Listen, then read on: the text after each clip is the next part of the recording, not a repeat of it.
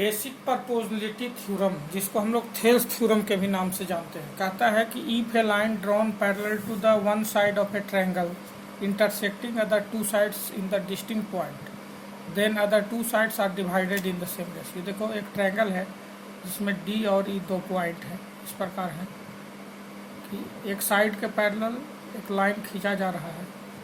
तो ये जो लाइन खींचा जा रहा है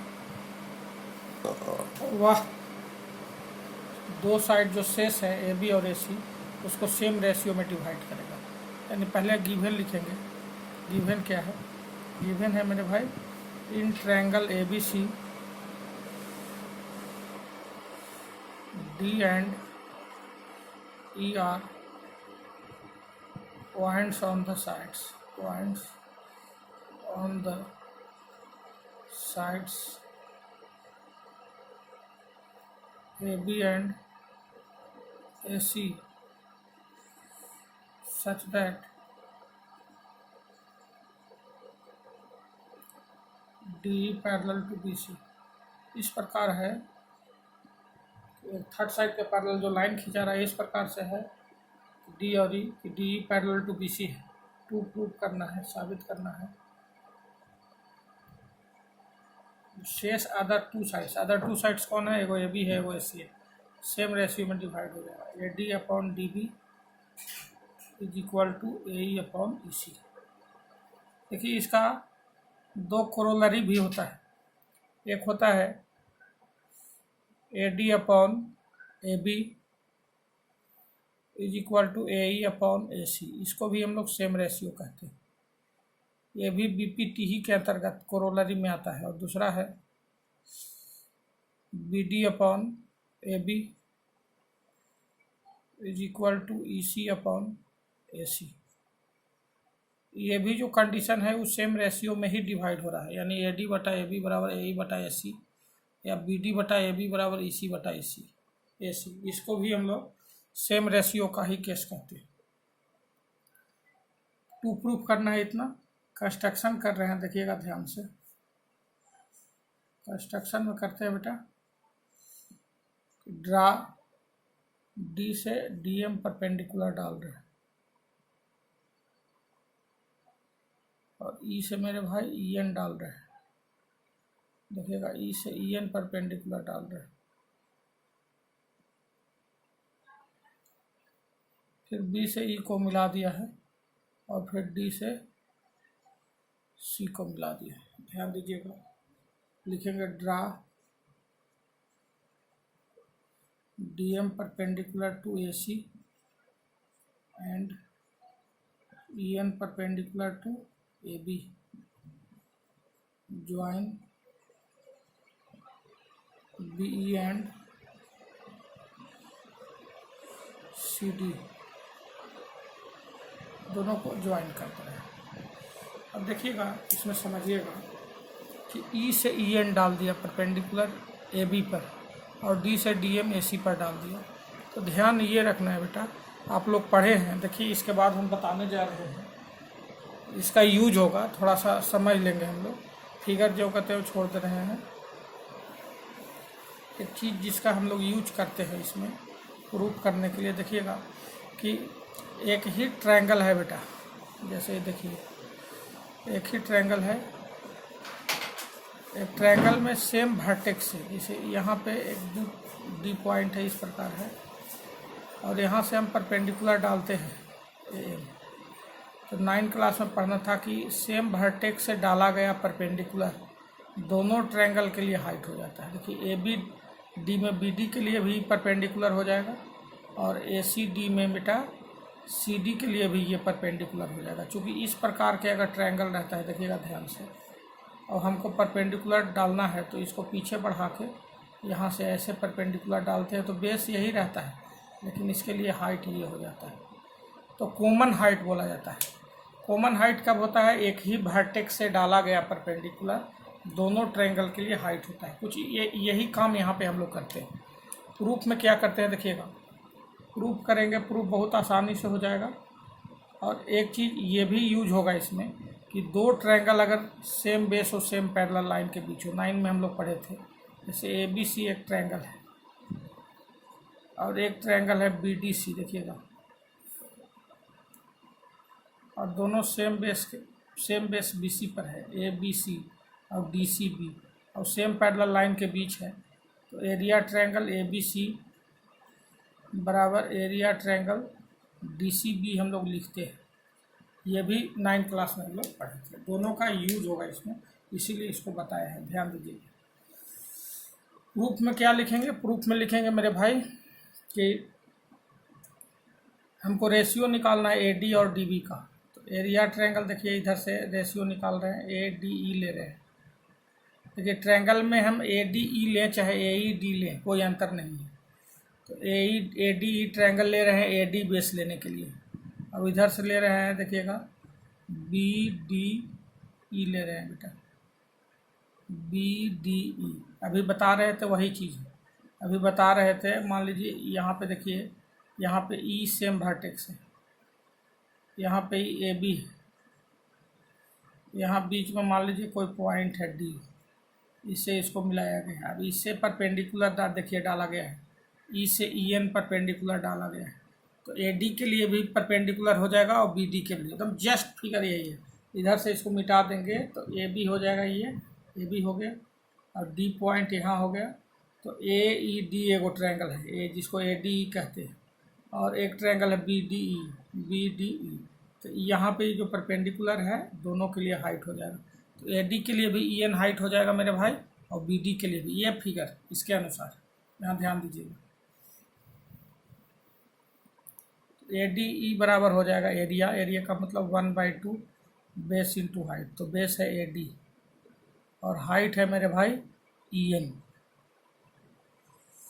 फिर 1/2 बेस है बेटा BD। अभी बताए थे कि हाइट दोनों कंडीशन में EN ही हो जाएगा। इसको आगे बढ़ाएंगे तो E से EN, सेम वर्टेक्स E से, AB पर E से परपेंडिकुलर डाला जाता है। तो AD के लिए भी बेस हो जाएगा, AD के लिए भी परपेंडिकुलर हो जाएगा, और BD के लिए भी परपेंडिकुलर हो जाएगा।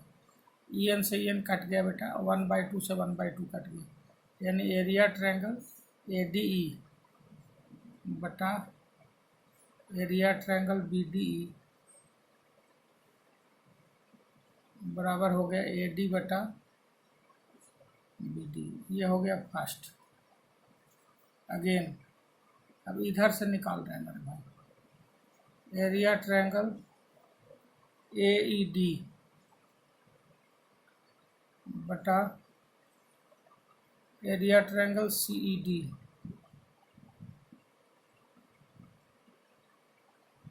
तो AED का बेस हो जाएगा AE, और AE पर हाइट उसी प्रकार से फिगर बनेगा, AC हो जाएगा मेन बेस। तो AE पर भी DM हाइट हो जाएगा, और EC के लिए भी DM हाइट हो जाएगा, DM हाइट हो गया। 1/2 EC के लिए भी DM हाइट हो जाएगा, DM से DM कैंसिल, 1/2 से 1/2 कैंसिल, यानी एरिया ट्रायंगल AED बटा एरिया ट्रायंगल CED बराबर AE बटा EC। दूसरा हो गया, ध्यान दीजिएगा, ये दूसरा हो गया। बट देखिएगा AED और CD, AED और ADE दोनों में सेम है, तो कोई अंतर नहीं है। लेकिन BDE और CED, देखिए BDE D बेस पर है और CED D बेस पर है, तो दोनों सेम बेस और सेम पैरेलल लाइन BC और DE के बीच है, तो दोनों का एरिया भी इक्वल है। तो CED और BDE का एरिया पहले हम बराबर दिखा दें, पहला और दूसरा ये हो गया। अब इसके बाद क्या करते हैं, इसके बाद करते हैं कि दोनों का एरिया इक्वल दिखा देते हैं। देखिएगा एरिया ट्रायंगल, देखिए BDE, ध्यान दीजिएगा, BDE is equal to area triangle CED, दोनों का एरिया इक्वल दिखा रहे हैं। देखिए यहाँ पे ट्रायंगल बन रहा है BDE सेम बेस DE पर, और CED में DE सेम बेस है, और सेम पैरेलल लाइन BC के बीच है। लिखेंगे these are on the same base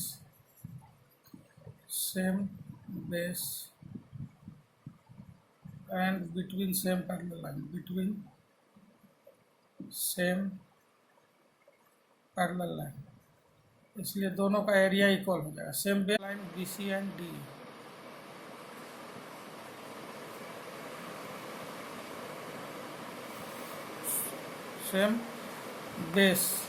same base और between same parallel BC and DE से दोनों का एरिया इक्वल हो गया।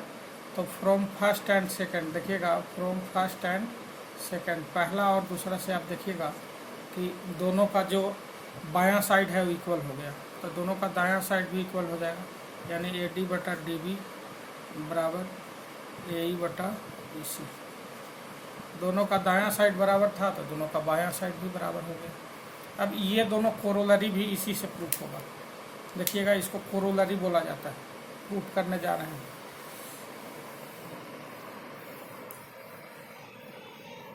देखिएगा,